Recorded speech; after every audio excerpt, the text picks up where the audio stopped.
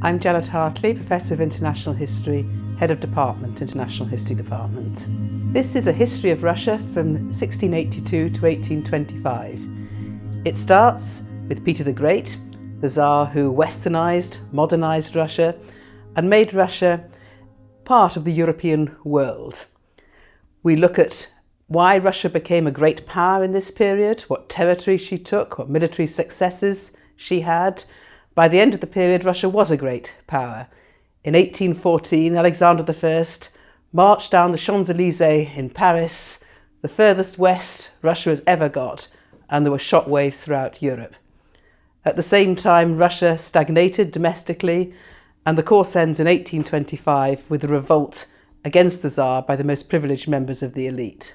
This is a second-year course, so there are lectures and classes, but the lectures are on broad themes and the classes are on more specific themes.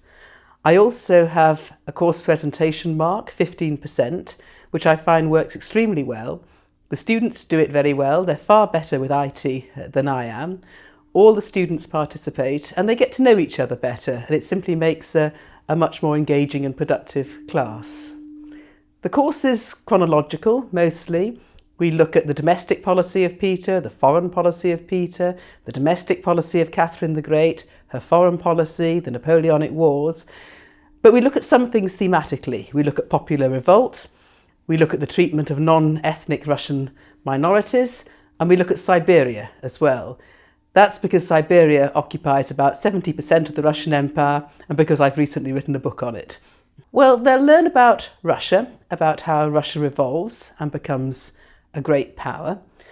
They'll also learn some of the difficulties about how a country westernises and modernises, of which Russia is just one example. They'll see the problems that Russia faced in trying to do that and the costs of modernisation. If I can give an example, in the end, in the Napoleonic Wars, Russia won. It wasn't a modern country. By our standards, it had none of what we would call the attributes of a modern country, political, social, economic, yet it beat the most modern country in the world, Napoleonic France. So I think we do have to look at how that came about and what the consequences were, and that has a broader implication than simply looking at Russia. They'll certainly learn a lot more about Russia, why Russia is what it is, why it occupies the territory that it does. Russia, for example, got the Crimea not in the modern period, but in my period, in the late 18th century. And she took the Crimea not from Ukraine, but from the Ottoman Empire. So they will learn about great power status. And they'll learn about some of the domestic problems that Russia faces today, as well as in the 18th century and the early 19th century.